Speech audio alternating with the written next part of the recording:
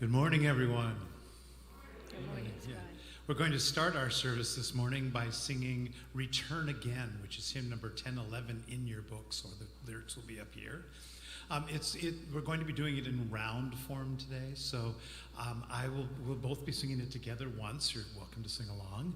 And then I will start again, and so this side of the room can sing the first part of it, and then Liz will bring this side of the room in, starting again at the beginning. Okay, and we'll have this beautiful sound fill up the sanctuary.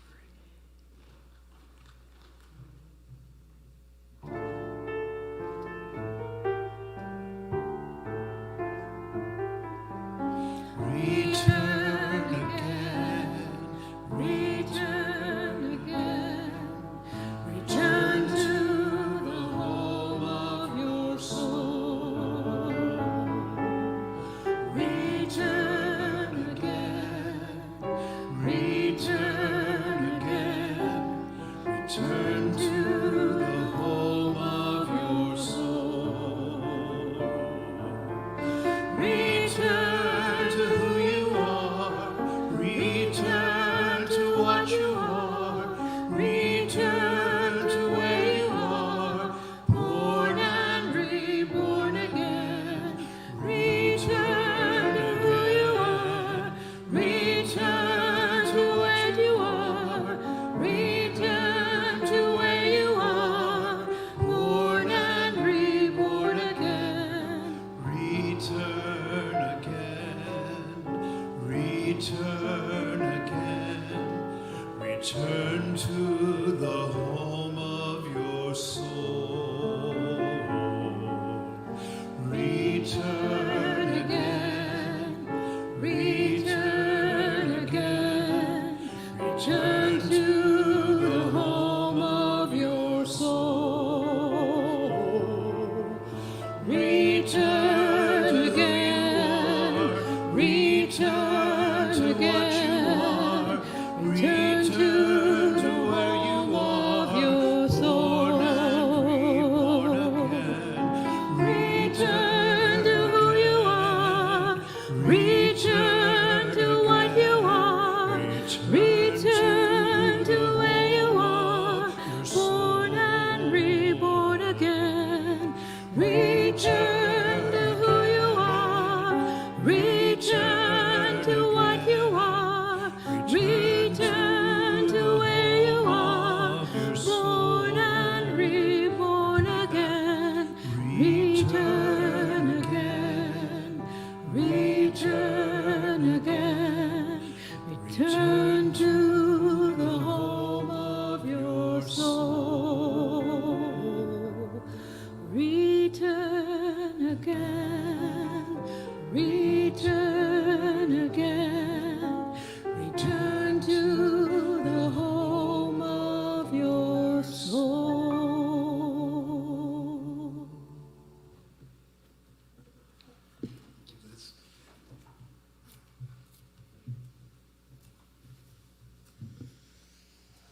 Beautiful sounds. Good morning. Welcome to the Westside Unitarian Universalist Congregation. I am Lisa Reitzes. I'm a member of the worship team, and it's my great joy to be gathering with you this day, along with several other Westside members, for the return of our poetry service. It is good to be back. Scott Farrell, John Hanson, and Larry Jones, Larry's not here, just John Hanson, will provide our music along with John Britt, as you will hear later. Liz Bucklew is lighting our chalice, and Jill Jackson will be sharing our time for all ages. Henry Sikora and Nate Mesnard are our tech experts, bringing us in the sanctuary here together with those joining us remotely. And for the gifts of all of these folks, we are grateful. It is a blessing to be able to worship together and to be here with all of you today.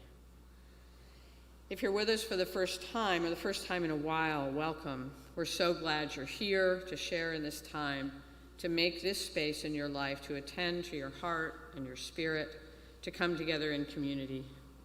Please visit our website or scan the QR code and the card in the pews to fill out the Getting to Know You welcome form so that we can send you our weekly electronic newsletter, the Westside Week. which is full of information about upcoming worship services and other congregational activities, both in person and online.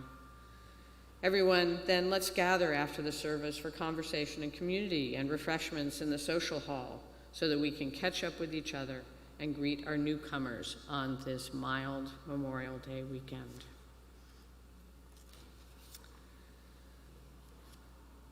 We gather today from many locations, and we take this moment to particularly acknowledge that our congregation resides in the traditional territory of the Duwamish people. In this acknowledgement, we recognize the Duwamish heritage imbued in the mountains, waterways, valleys, and shorelines that surround us all. May we nurture our relationship with our coastal Salish neighbors, especially the Duwamish people, and our shared responsibilities to this place. Let us take a moment to offer humble respect for this place and its peoples, and to renew our commitments to the work of authentic reconciliation. So, whoever you are, wherever you have come from, whatever the color of your skin, whoever and however you love, however your body moves and your brain works, however you identify, you are welcome in this faith community. Our Unitarian Universalist tradition has no test of faith, no creed or oath to swear. We have instead the promises we make to one another, commitments we make to heal a hurting world within and beyond our walls. It is so good to see familiar and new faces today, so let's take a few moments to greet one another, those around you in any way that feels safe, a smile, a wave, elbow bump, and see if you can find somebody you've not met before.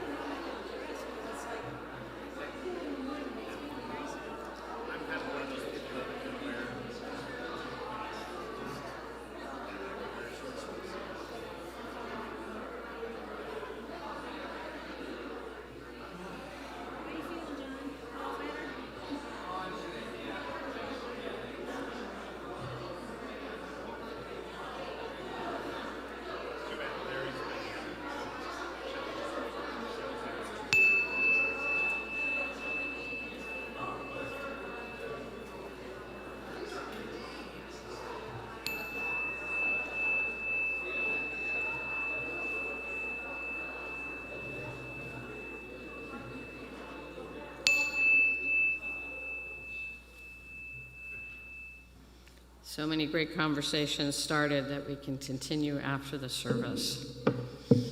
In each week's service, we invite a member of our congregation to light the chalice of our shared Unitarian Universalist faith. Today, our chalice lighter is Liz Bucklew, familiar to many for so many reasons.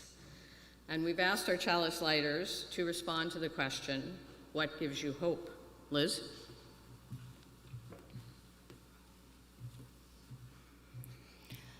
What gives me hope? The people of this community give me hope. Most Sundays I'm up here, singing or speaking, so I get a unique view. I get to look out at the congregation, in the sanctuary, and online. I notice who comes in late or sneaks out early. I notice who's crying or nodding off, who's sitting alone or is gathered with loved ones. Some folks always sit in the same pew or maybe up in the balcony or way in the back. I especially like when we have candles the first service of the month so I can see people up close. I can catch the eye of a dear friend or spot a newcomer. Looking out, I see the faces of the people I love, and I'm reminded of our complexity and resilience. I have hope because we make the choice to return to this space week after week, to worship together and nurture our relationships. We bring our talents and our trauma. We work together and create together. And just to create a Sunday service, it takes so much volunteer time and effort. We rely on the greeters who welcome everyone, the musicians and lay leaders who create the worship experience, the religious exploration team who nurture our young people, the hospitality team who host our social hour. I have hope because we choose to be in community, this community, together. And we keep showing up and saying yes to this spiritual home we've created together.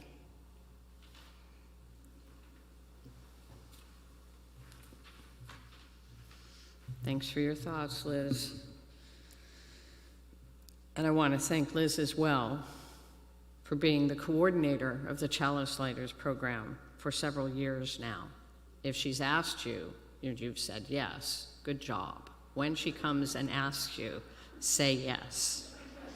And now, as Liz lights our chalice, please join me in speaking the words of our congregation's affirmation. Love is the doctrine of this congregation. The quest for truth is our sacrament, and service is our prayer. Together in peace, to seek knowledge in freedom, to serve humanity in fellowship. Thus do we covenant with one another. Thank you. And it is now time for all ages, and Jill Jackson will be sharing some poems, as this is a poetry service, that were important to her as a child. So anyone of any age who wishes to see or hear our storyteller better, please come down, sit on the floor, or in the front pews. And while we gather, let me tell you about the religious exploration activities going on this morning. Our nursery remains open and ready for infants to 4-year-olds. It can be reached through those doors.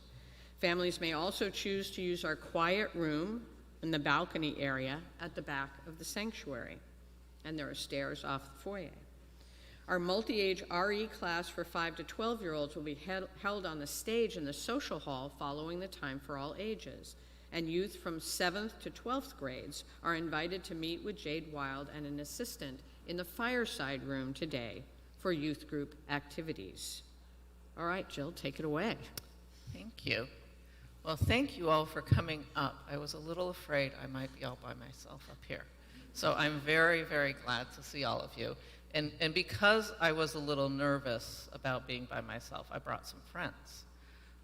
But first, before I introduce you to my friends, I want to tell you a little bit about myself. So this is, we're doing Remembrance, and I decided to think about that in terms of remembering my childhood.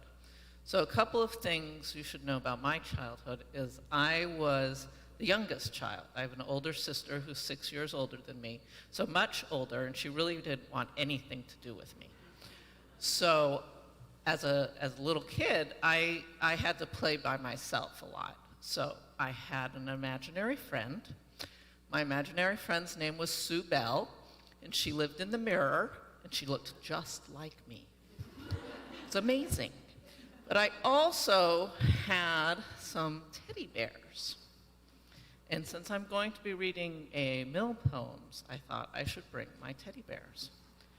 So this is Smokey.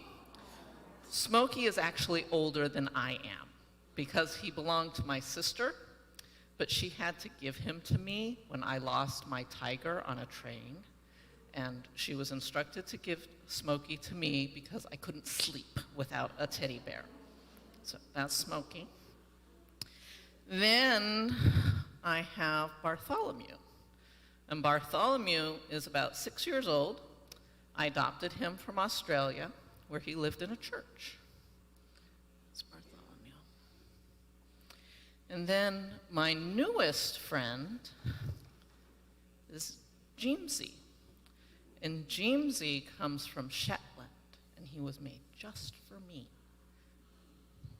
And so he came in December, so he's not even a year old. He's just a baby. So these are my friends. They'll keep me company. So A.A. Milne, many of you may know A.A. Milne because he wrote Winnie the Pooh. But before he wrote Winnie the Pooh, he wrote poems for children. And he wrote 2 different books. One is called When We Were Very Young, and the other one was Now We Are 6. And I have with me When We Are Very Young. And this was my copy as a child. We don't have the picture up yet. You can wait on the picture, Nate, or Henry. It doesn't need to come up quite yet. I'll let you know when.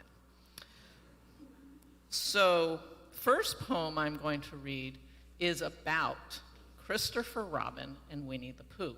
So, the poems were initially written for Christopher Robin when he was a little boy. He was a real little boy, and he had a teddy bear.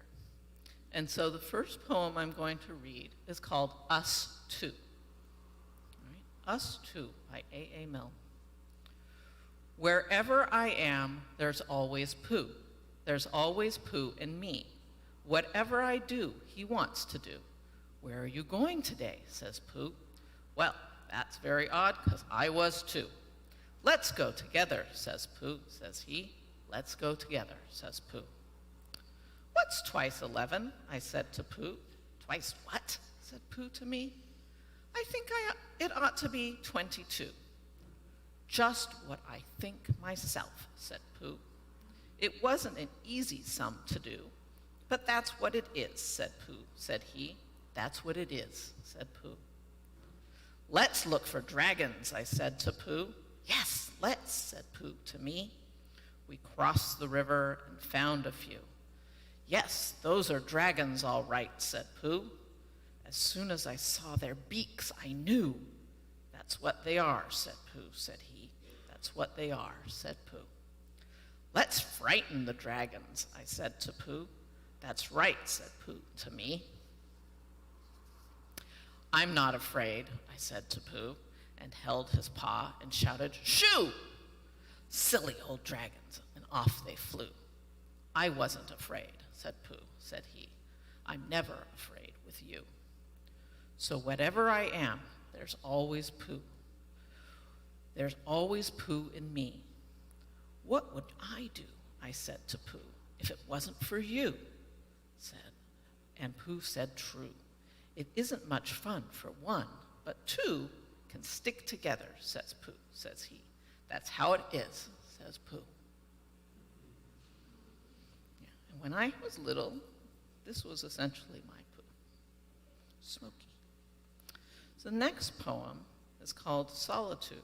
So as I mentioned, I played a lot myself when I was little. So I did a lot of imaginary things. And this was one of the poems that I remember. And it kind of, when I read it again, I thought, now I know why I had like a treehouse. So the poem is called Solitude. I have a house where I go when there's too many people. I have a house where I go where no one else can be. I have a house where I go where no one ever says no, where no one says anything. So there's no one there but me. Okay. Now I'd like you to put up the picture. Okay. So note that the picture has scribbling on it. There's even more scribbling. Because this was my favorite poem. This was my favorite poem. So I carefully annotated the page. This one is called Halfway Down. Halfway down the stairs is a stair where I sit. There isn't any other stair quite like it. I'm not at the bottom, I'm not at the top. So this is the stair where I always stop. Halfway up the stairs isn't up. It isn't down. It isn't in the nursery. It isn't in the town. All sorts of funny thoughts run through my head. It isn't really anywhere. It's somewhere else instead. Thank you for joining me and joining my friends. And now all of the kids can go to their classes if they wish. Thank you so much, Jill, for all of those wonderful remembrances. And now, as our children and youth do go to their RE classes, let's all sing them out and us together with As You Go. We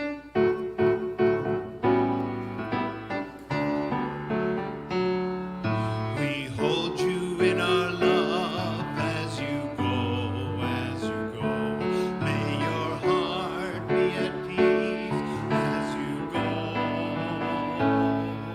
To nurture the spark of your precious life.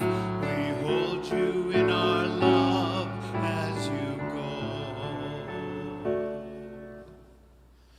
Thank you.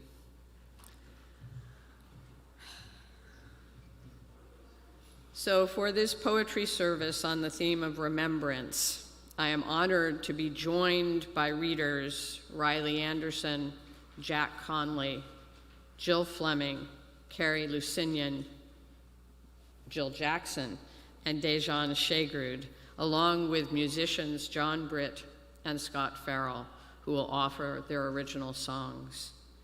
Thanks to these lovers of poetry for sharing their selections and reflections. In thinking about this service, I was struck by the words of two Washington State poet laureates.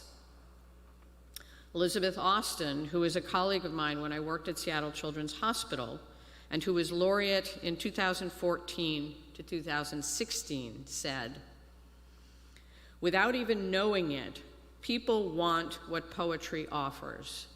They want language for what feels large. Large in the sense of awe, or large in the sense of grief, or large in the sense of mystery." And Ariane True is our newest laureate, just starting her term at the beginning of May. She is a queer artist who is a member of the Choctaw and Chickasaw nations who lives in Tacoma. Ariane has dedicated years to teaching and mentoring young poets around the Salish Sea. At the passing of the laurel ceremony, she said, "I am so excited to step into this role and get to meet folks all over the state for the next 2 years.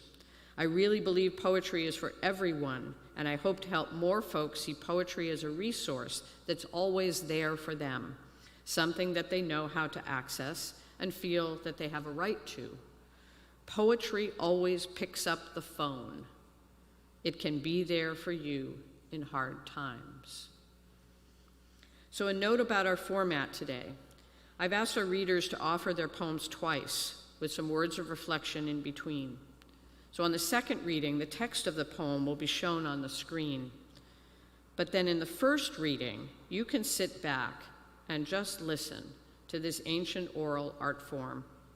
I am so grateful to have the richness of collaboration with all of these folks. To set the theme of remembrance for today, I offer this poem by the Reverend Mark Bellatini, one of my favorite UU writers. It's called Spiritual History. Let my body remember. Let my hands and feet remember.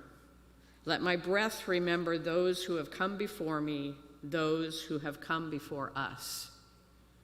Didn't Muhammad wait quietly in his cave? And didn't Jesus sigh silently by the blue lake? And Guan Yin, didn't she sit in silence thinking about what to do before doing it? And what was Siddhartha the Buddha doing anyway under that tree, if not just sitting quietly? And Susan B. Anthony, didn't she push back from her desk and take a breath now and then? And Florence Nightingale, didn't she put down her nurse's hat and think silently about what to write in her essay on mysticism before she actually wrote it? And Sophia Faz, didn't she stop telling stories sometimes and just sit there? And didn't Black Elk just notice the sunlight glancing off his chair sometimes? And Starhawk, does she only talk and write, or does she too keep silence? Let us remember them all with our bodies. Let us remember them with the silence they too knew.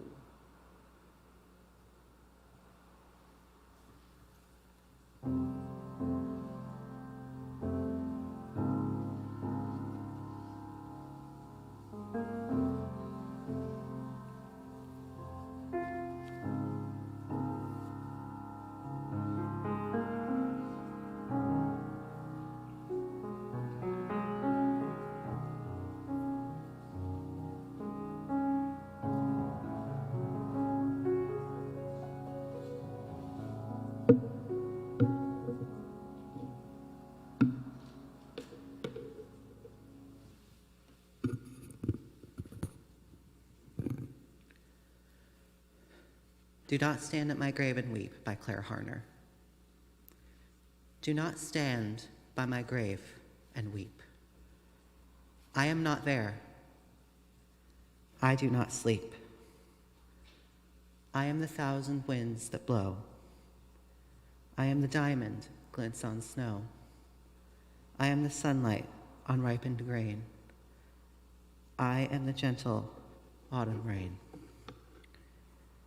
As you awake with morning's hush, I am the swift, upflinging rush of quiet birds in circling flight. I am the day, transcending night. Do not stand by my grave and cry. I am not there. I did not die.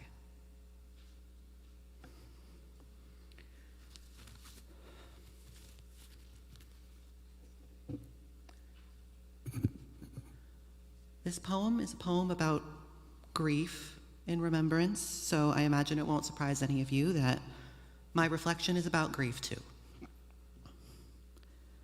I was first introduced to this poem after the sudden passing of someone very close to me.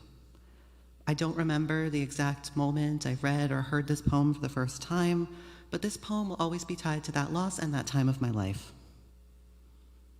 Now, otherwise mostly a blur except for certain images and events.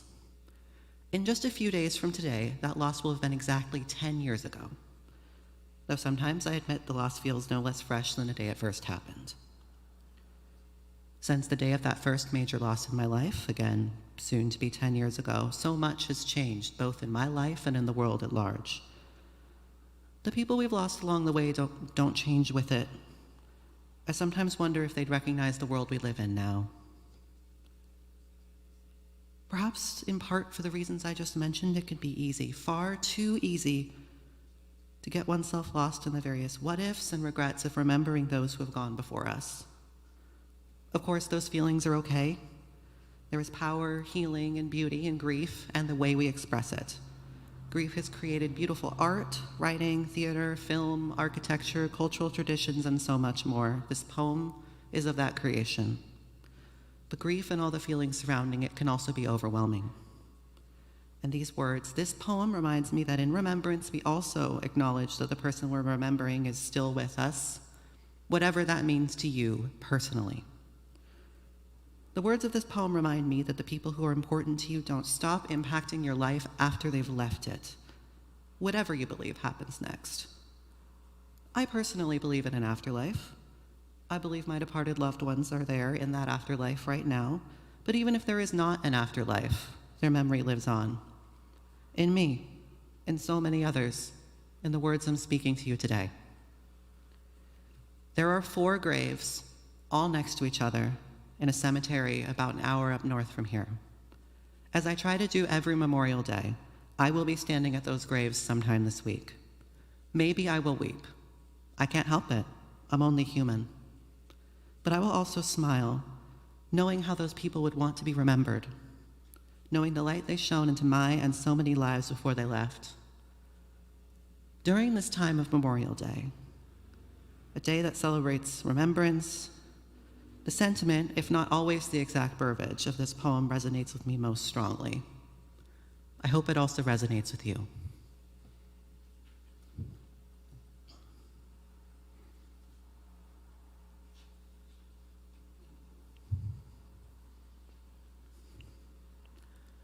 Do not stand by my grave and weep. I am not there. I do not sleep. I am the thousand winds that blow. I am the diamond glints in snow. I am the sunlight on ripened grain. I am the gentle autumn rain. As you awake with morning's hush, I am the swift upflinging rush of quiet birds in circling flight. I am the day transcending night. Do not stand by my grave and cry. I am not there. I did not die. Thank you.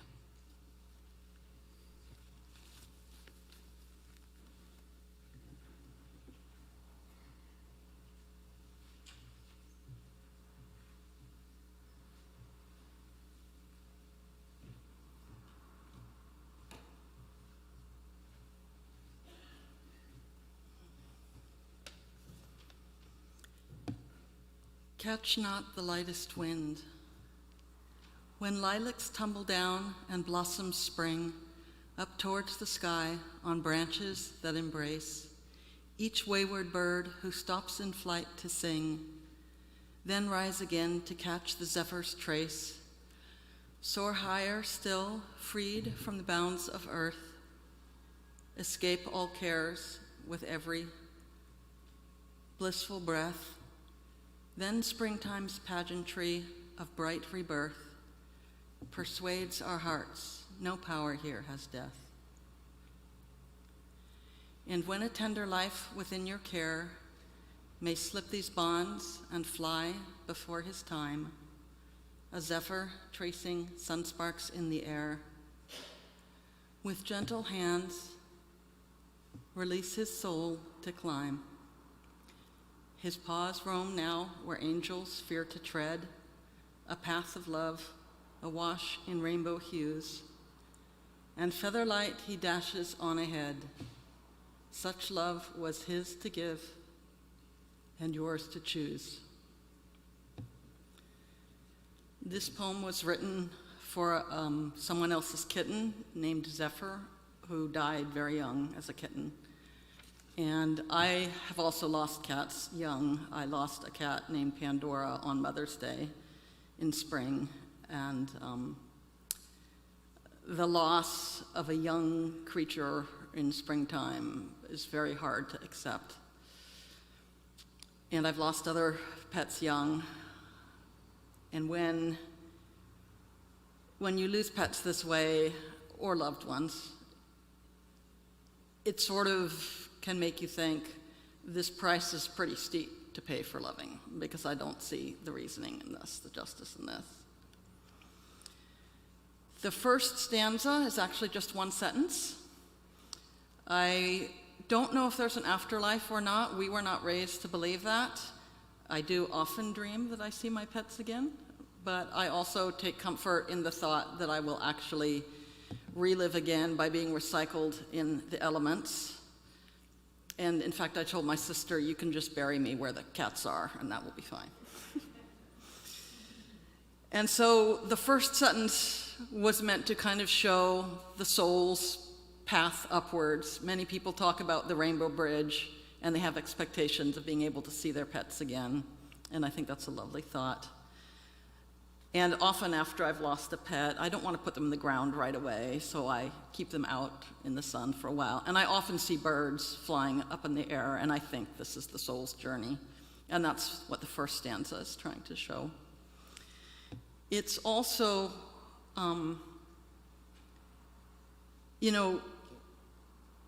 when you lose a pet, it's always too soon because we live longer. We live longer, and we also sometimes have to choose the moment of death and try and choose just the right moment, and we're not done loving them. So this poem is for Zephyr, for Pandora, Freya, Figaro, for the pets at the veterinary clinic in Dnipro who lost their lives to bombing. But it's also to those old pets who had a good life but are still leaving us too soon. So this is also for Scooter. This is for Arthur, and this is for Iseult. Catch not the lightest wind. When lilacs tumble down and blossoms spring up towards the sky on branches that embrace each wayward bird who stops in flight to sing, then rise again to catch the zephyr's trace, soar higher still, freed from the bounds of earth, escape all cares with every blissful breath. Then springtime's pageantry of bright rebirth persuades our hearts no power here has death.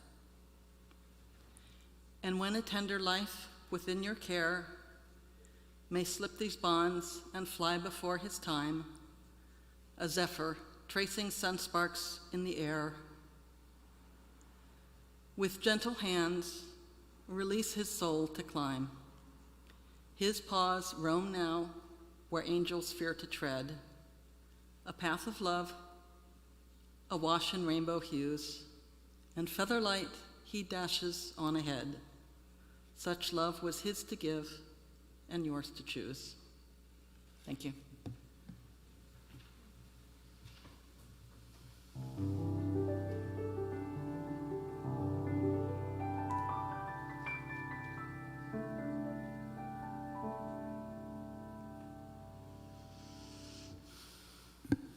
Thank you, Jack and Carrie.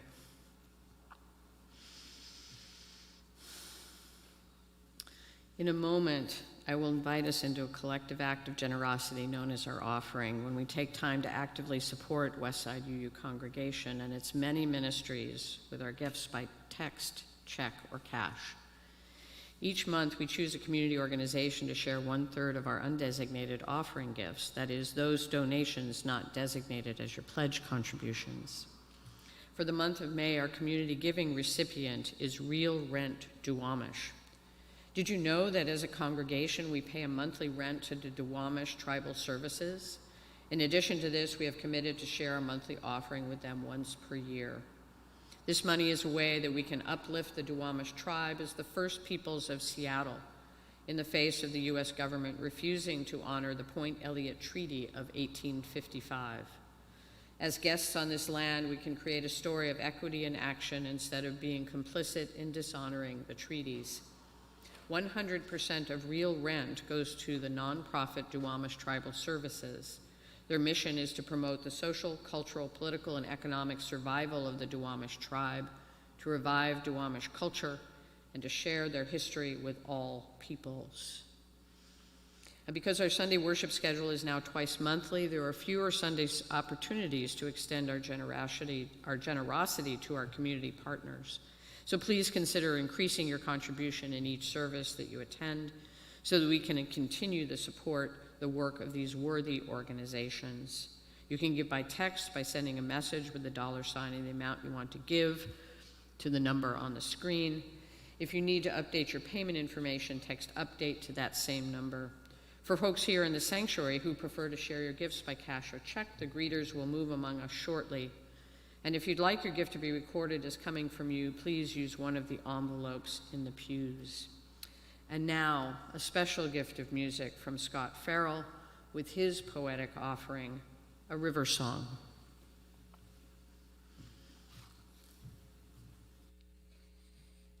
I just want to add something to the real rent Duwamish is that for people who don't know, you can just go to their website and have something deducted monthly, which I do, and I think it's a really beautiful way to acknowledge that we live on their land, and it's an important thing. So this song, it's been called a couple of things over the 20 years it's been in existence. And at first I called it Just Your Imagination. And I love that phrase, just your imagination, is something that we sometimes as parents or sometimes even to ourselves say, oh, that's just your imagination. And what we do is we forget to remember how really, really important imagination is. There's not a single invention that happened without it. There's not a single act of creativity, not a single anything that has blessed us as human beings without imagination. Imagination is, for me, is our primary faculty as human beings, as what we can do to help change the world. We have to imagine it first in order for it to happen. But imagination is also a way that we can revisit experiences and actually have those experiences relive inside of us and come alive again. And that can have to do with experiences I've had with people who've passed, experiences I've had out in nature, and that I can sort of remember what it feels like to actually be in that same place. So this song came to me after a walk, and it was originally written as a song for a children's service that I did down in Olympia. And so I wrote it with a childlike awareness of what was happening.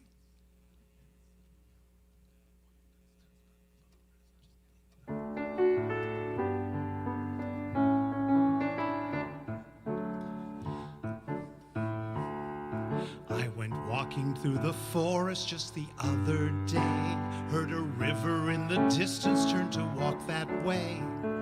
As my feet were walking, I remembered a song I hadn't sung before, yet it was clear and so strong. It was ringing in my ear the closer I got. I felt like it was leading me to some sacred spot. As I reached the river, it grew stronger still, merging with the sound of water over the hill. My steps were keeping time, and as my heart beat along, breathing in the mountain air, I started singing my song. It's just your imagination, let it run away with you. Laugh and play, give birth to something fresh and new. There's a world you can create, and all you've got to do is trust your imagination, let it run away with you. My heart was filled with joy as I repeated my tune. I laughed while I was singing on that green afternoon.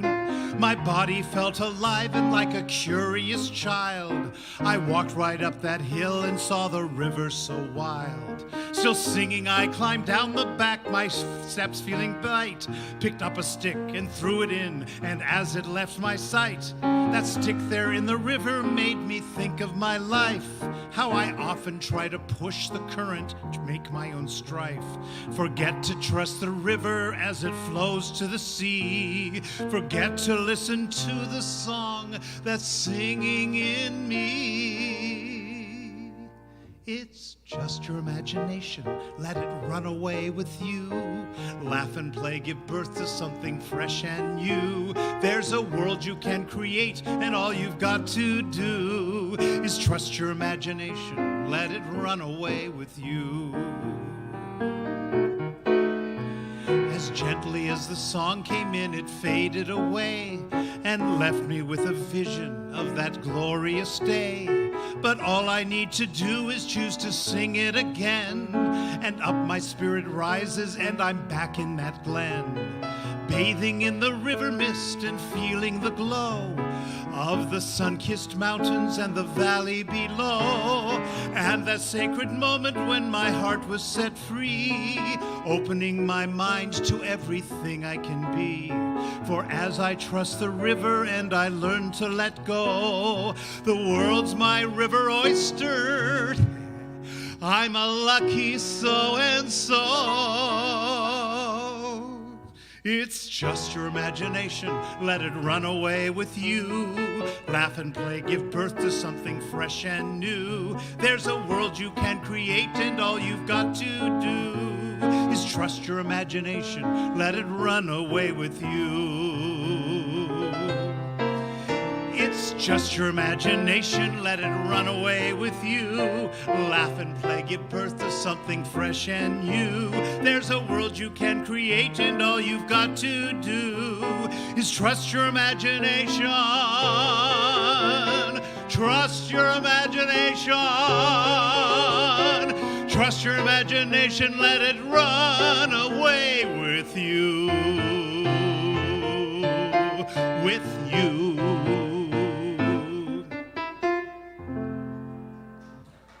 Thank you.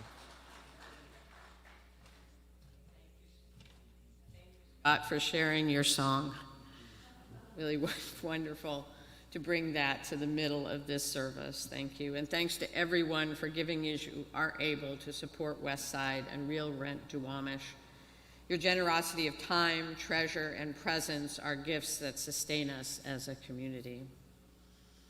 I want to invite Jill Fleming forward and acknowledge with apology that she was left off of the order of service as one of our readers. Thank you so much, Jill, for joining us today.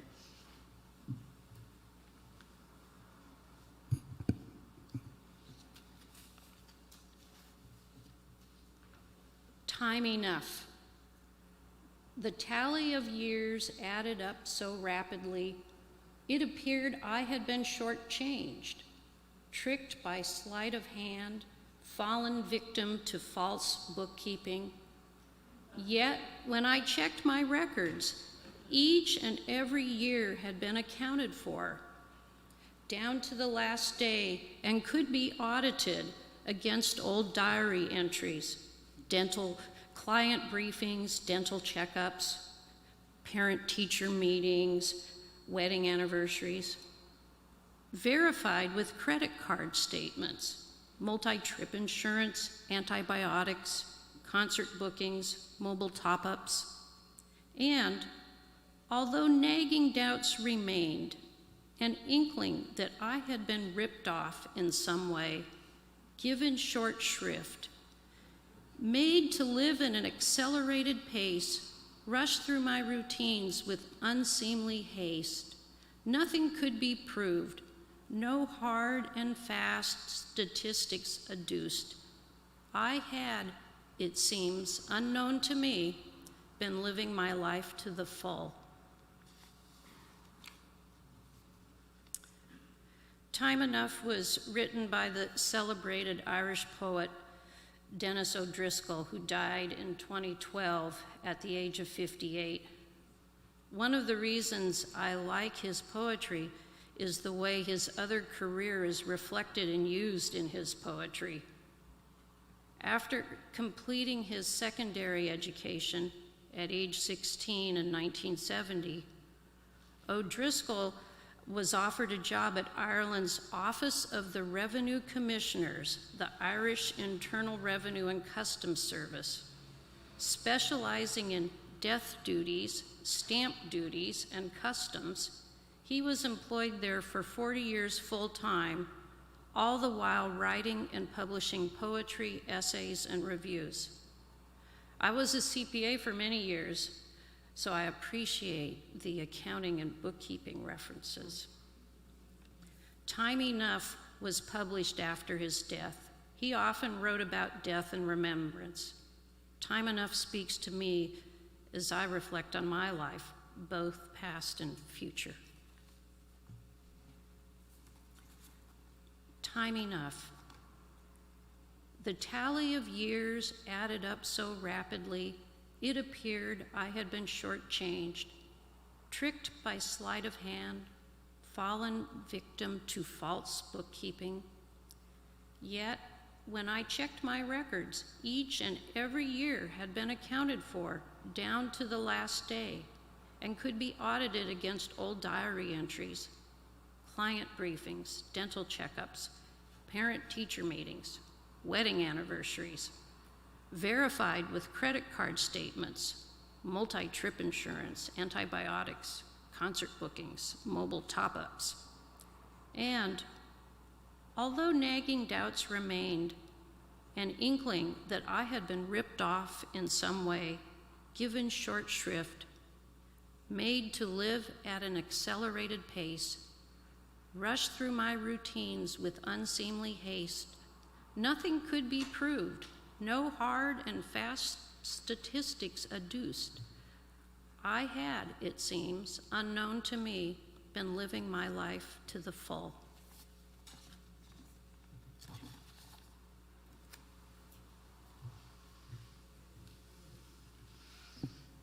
Thank you, Jill. Each week we come together as a congregation in as many ways as we can to connect and share that which matters most to us. At this time, we make collective space for holding our joys and our sorrows. And we just know, There are so many things going on for people in our community. This time of year especially, celebrations, launches, beginnings, endings, births and passings, diagnoses, successful treatments, all of that we know is going on here.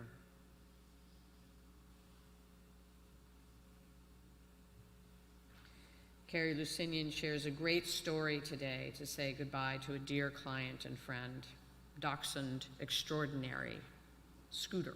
She wrote extraordinaire, pardon me.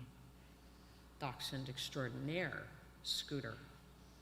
So please keep his person, Kelly, in your thoughts for this painful loss. Tomorrow is Memorial Day, observed in this country beginning in 1868 as Decoration Day to remember the military casualties of the Civil War on both sides, and then made a federal holiday in 1971 to honor the fallen in all armed forces and all wars. Here's an excerpt from Prayer for Memorial Day by UU Minister Wayne Arneson. Spirit of life, we enter into the season of Memorial Day surrounded by such a cloud of witnesses. This day remembers and acknowledges loss, and so do we remember those whom we have loved and lost. We hold their names and their faces in our mind's eye. We recall the gifts they gave to us through the strength of their being, the depth of their love, the courage of their dying, and the fullness of their living.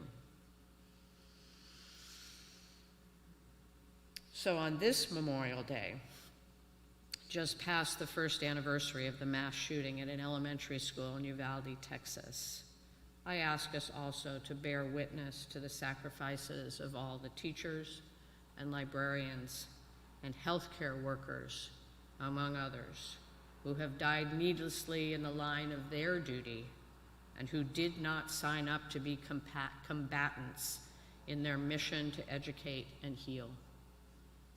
And to the memories of the children and youth literally caught in the crossfire. May all their memories be a blessing, and may the remembrance of them lead urgently toward paths of peace and compassion. So let us now, in a moment of silence, followed by music, hold in the tender vessel of our loving care all the joys and sorrows, both un and unknown, of our beloved community. Let us also extend our care and pleas for peace to lift up and honor the lives of our neighbors, our wider community, and those globally caught in the terror of war.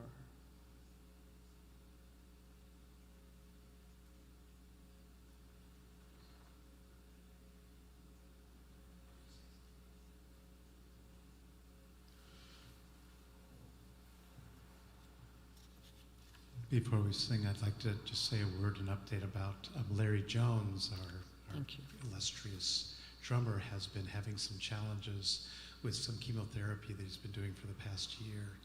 So it leaves him feeling very tired and sometimes quite nauseous. So we're going to sort of take it week by week with him. Sometimes he feels fine, sometimes he doesn't. He didn't feel so good this morning. So we're holding him in our heart and wanted to invite you all to hold him in your prayers if you do so, and certainly in your thoughts. Thank you.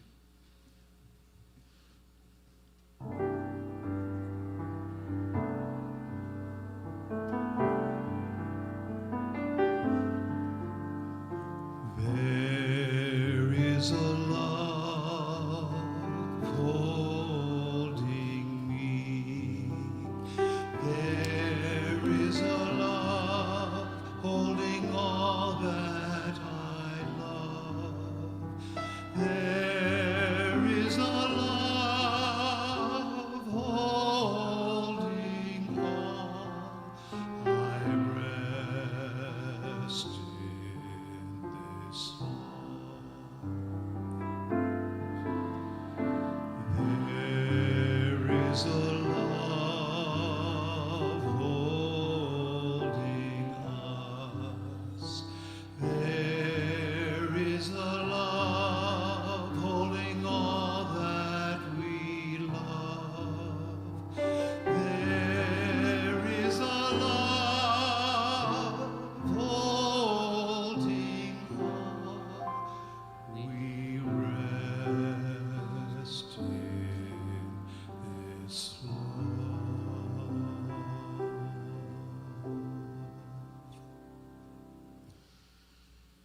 Thank you, Scott, so much for remembering Larry. And we wish him well and send him our healing thoughts.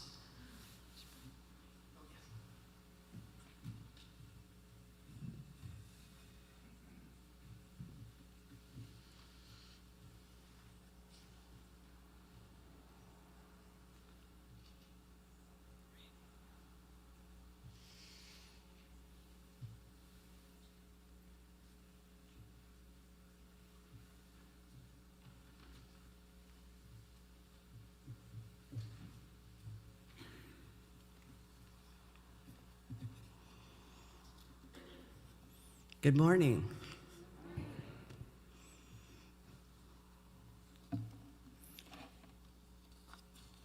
My poem is called Mike.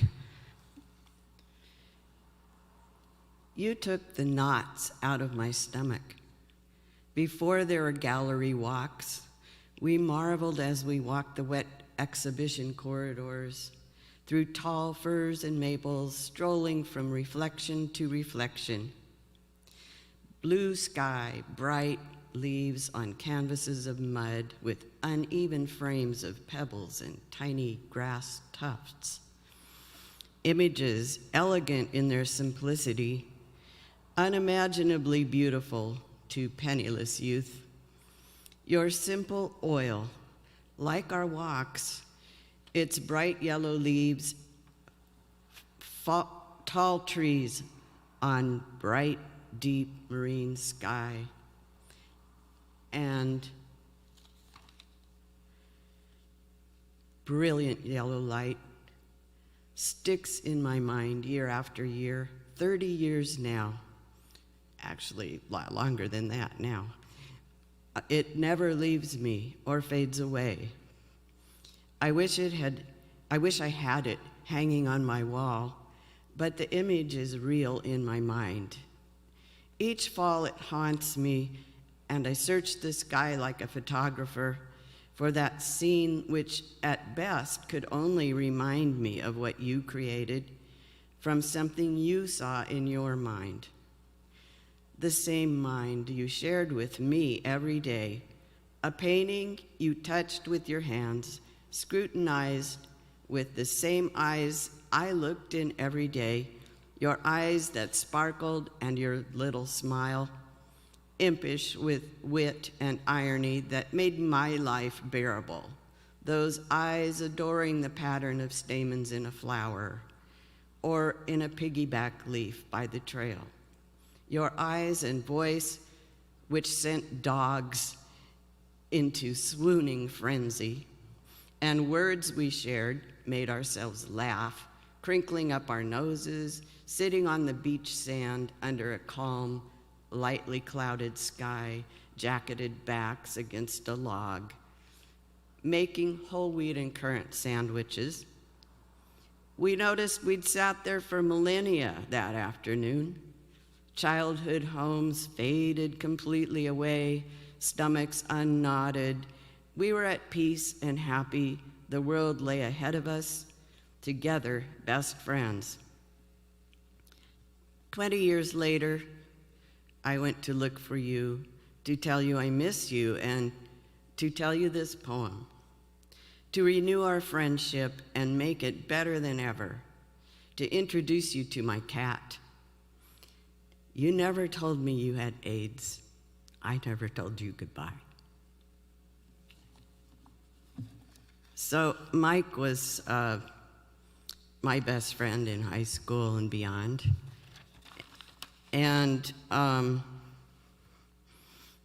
he really made me see the simple things in life that are beautiful, like flowers and leaves. And he taught me what it is that animals want you to say to them so that they really respond.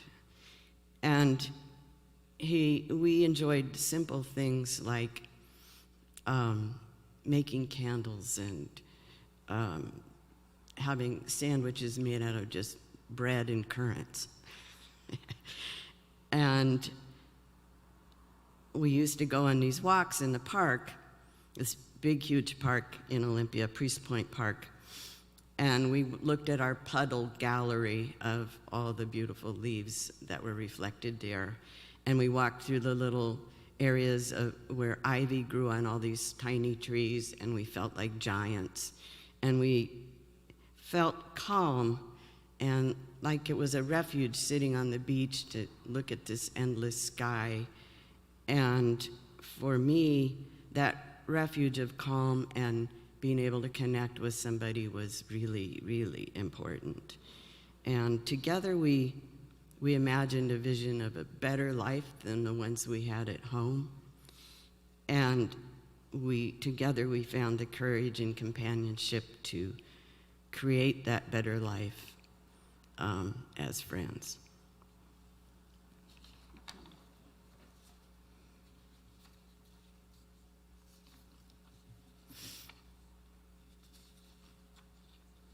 Mike, you took the knots out of my stomach. Before there were gallery walks, we marveled as we walked the wet exhibition corridors through tall firs and maples, strolling from reflection to reflection, blue sky, bright leaves on canvases of mud with uneven frames of pebbles and grass tufts. Images elegant in their simplicity, unimaginably beautiful to penniless youth. Your simple oil painting, like our walks, its bright yellow leaves, fall trees on bright, deep marine sky. Polished sky, brilliant yellow light, sticks in my mind year after year, 30 years now. It never leaves me or fades away. I wish I had it hanging on my wall. But the image is real in my mind. Each fall it haunts me, and I search the sky like a photographer for that scene which at best could only remind me of what you created from something you saw in your mind. The same mind you shared with me every day, a painting you touched with your hands, scrutinized with the same eyes I looked in every day, your eyes that sparkled and your little smile, impish with wit and irony that made my life bearable. Those eyes adoring the pattern of stamens in a flower or a piggyback leaf by the trail. Your eyes and voice which sent dogs into swooning frenzy. And words we shared, made ourselves laugh, crinkling up our noses, sitting on the beach in the sand under a calm, lightly clouded sky, jacketed backs against a log, making whole wheat and currant sandwiches. We noticed we'd sat there for millennia that afternoon. Childhood homes faded completely away, stomachs unknotted. We were at peace and happy. The world lay ahead of us, together, best friends. 20 years later, I went to look for you, to tell you I miss you, to tell you this poem, to renew our friendship, and to make it better than ever, to introduce you to my cat. You never told me you had AIDS. I never told you goodbye.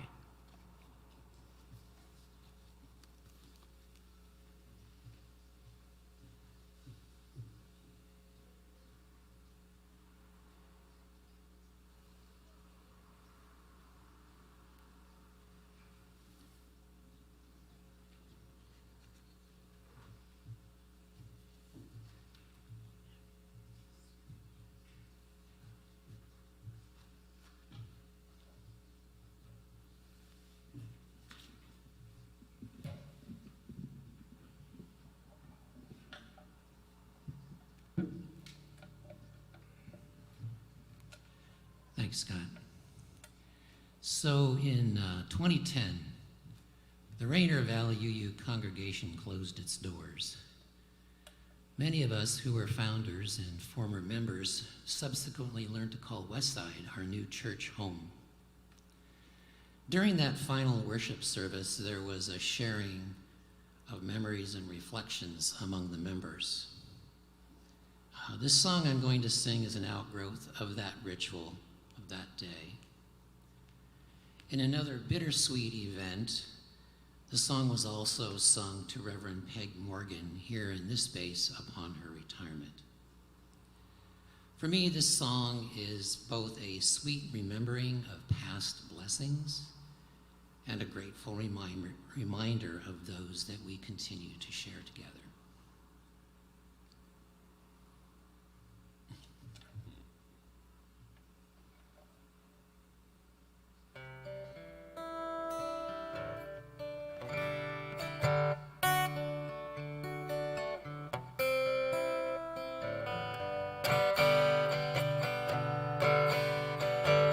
One day I came to church. I was all alone, but you were there. One day I came to church, and I sat in silence, and you were there. I remember, I remember you. One day I came to church, and I spoke right out loud, and you were there. One day I came to church, and I spoke my peace, and you were there. I remember, I remember you. One day I came to church. I was so sad, and you were there. One day I came to church, and the tears flowed down my face, and you were there. I remember, I remember you. Yes, I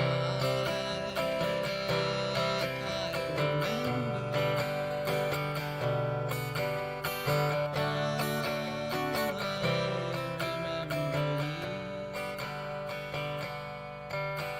One day I came to church, and I worked for peace, and you were there. One day I came to church, and we worked for justice, and you were there. I remember,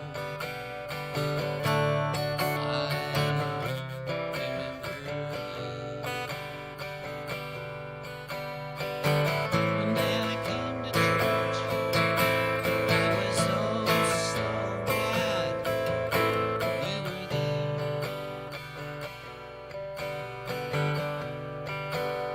And on that day, I was so glad that you were there. I remember,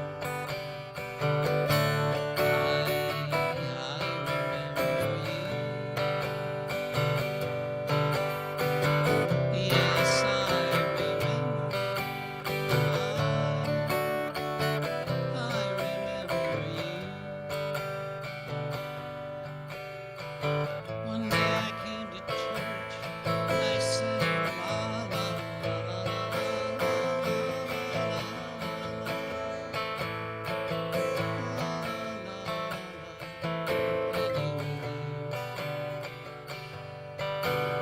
One day I came to church, we sang with clear, strong voices, and you were there.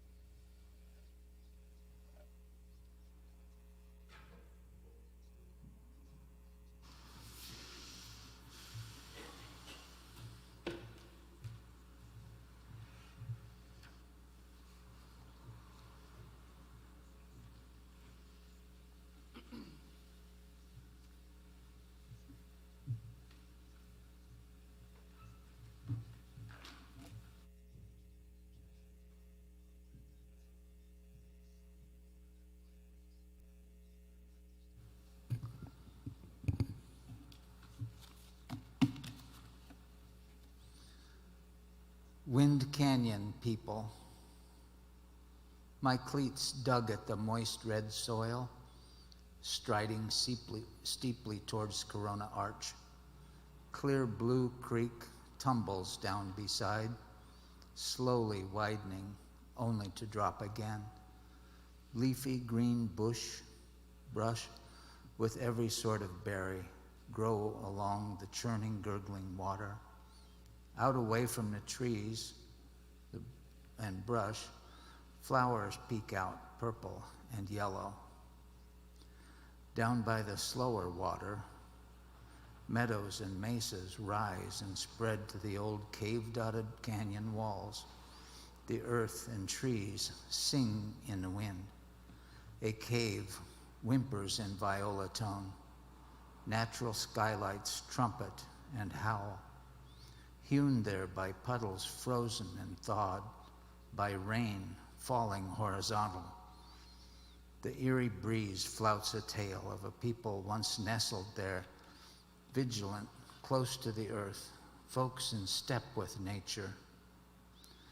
Echoes of voices out of the past, a people huddled in the caves, harvesting maize on mesas near, women at the creek, washing, rearing. Sounds of warriors on horseback, shadows of watchmen watching, wisply drift as with bow in hand. Do I see them? Do I hear? A feeling from the long empty caves, from mesas yellow with wild flowers. Harvest sounds roll off those flat tops, but it's only the harsh desert wind. The dry winds blew, the creek no longer sought the sea. Trees and grass gave up the ghost, maize refused to grow. Babies cried in vain, warriors gone away, elders dead. Only this old wind remembers the perished souls so long ago. These, the Wind Canyon people, and me, hearts remembered, spirits revealed, I their progeny, and they my inspiration. Their songs sung 1,000 years, tears moistened my cheeks that day, sitting silent under Corona Arch, penning thoughts and feelings. No evidence needed, no petroglyphs in the dark cave walls, devoid of smoke tracks. Rain-washed canyon floors leave no trace of the ancients. I walk through their canyon, a stranger feeling at home. Do they see me? Do they hear me? And what of the voices echoing? Was this an inspiring lie told by a belligerent wind as it blew relentless down the empty canyon? Never able to show these people's plight, these my new friends teach me through sweet canyon songs and the drip of tender rain. I wrote this piece in 1997 while camping out many, many times in Moab, Utah, and there are many canyons, and I camped out in all of them. And although when I penned this particular piece, I was sitting in Corona Arch Canyon, but all of the information that I felt came from all of the canyons and all of the times I camped there. This poem reminds me of human ancestry in general, and therefore it inspires me to learn about who I am and where I come from. This kind of knowledge makes me stronger and a better person than I might have been otherwise. It's a spiritual connection for which I'm very grateful.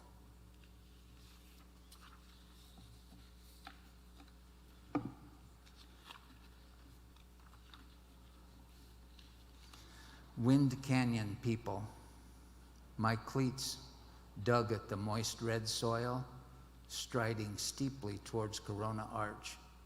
Clear blue creek tumbles down beside. slowly widening only to drop again.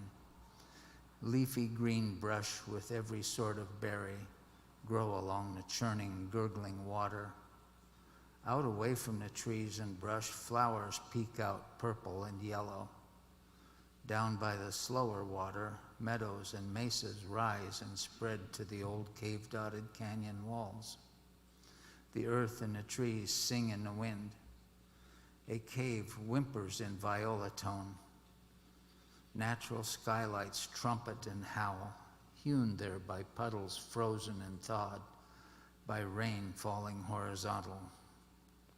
That eerie breeze flouts a tale of a people once nestled there, vigilant, close to the earth, folks in step with nature. Echoes of voices out of the past, a people huddled in the caves, harvesting maize on mesas near. Women at the creek, washing, rearing. Sounds of warriors on horseback, shadows of watchmen watching. Wisply drift, as with bow in hand. Do I see them? Do I hear?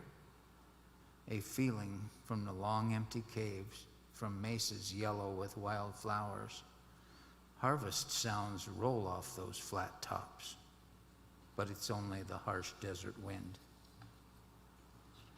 The creek, the dry winds blew.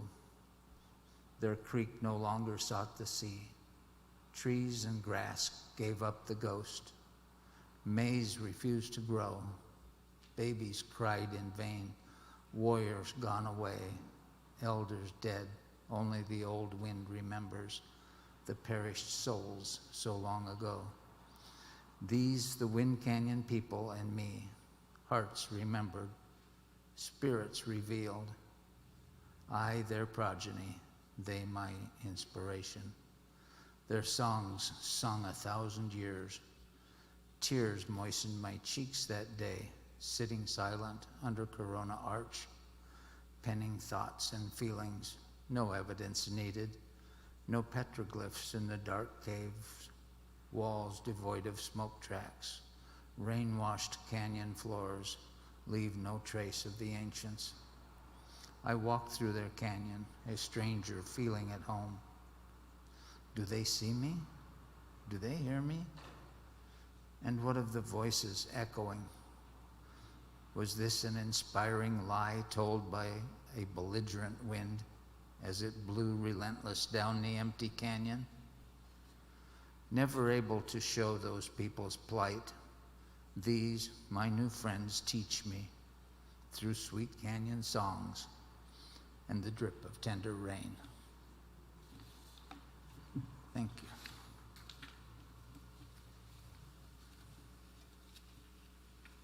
I'm just trying to get my papers picked up. Yeah, I think I'm okay now.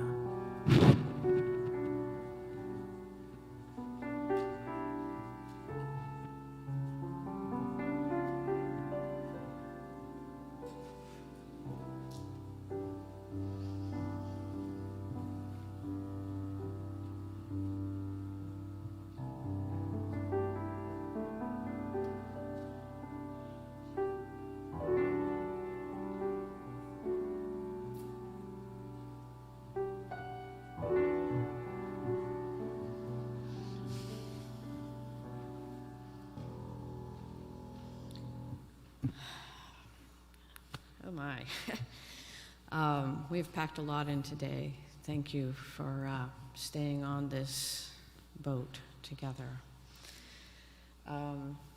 Deep thanks to everyone who participated in this poetry service on the theme of remembrance. Liz, the two Jills, Jack, Carrie, Scott, John and John, Riley and Dejan. Much gratitude to Shannon Day and our tech team, especially Henry with all of those slides, for working out the sound and visual logistics of this service. And thanks to all of you who asked the worship team, when can we have a poetry service again? As always, it is a blessing to do this sacred work together. And I want to say, do you know how incredibly special this is, that this is the way we do church.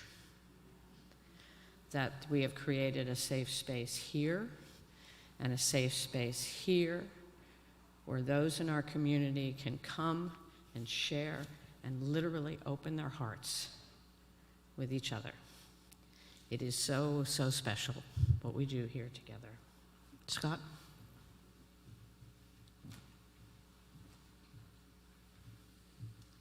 I echo everything that Lisa just said. Would you please rise in body or spirit for our sending hymn?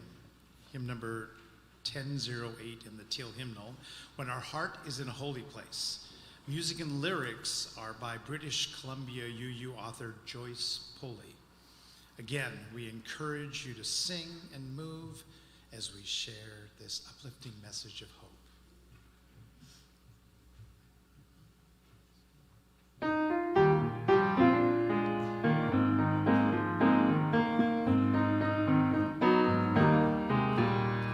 When our heart is in a holy place, when our heart is in a holy place, we are blessed with love and amazing grace. When our heart is in a holy place, when we trust the wisdom in each of us, every color, every creed and kind, and we see our faces in each other's eyes. When our heart is in a holy place, when our heart is in a holy place, when our heart is in a holy place, we are blessed with love and amazing grace. When our heart is in a holy place, when we tell our story from deep within, and we listen with a loving mind, and we hear our voices in each other's words. When our heart is in a holy place, when our heart is in a holy place, when our heart is in a holy place, we are blessed with love and amazing grace. When our heart is in a holy place, when we share the silence of sacred space, and the God of our heart stirs within, and we feel the power of each other's faith. Then our heart is in a holy place, when our heart is in a holy place, when our heart is in a holy place, we are blessed with love and amazing grace. When our heart is in a holy place, when our heart is in a holy place.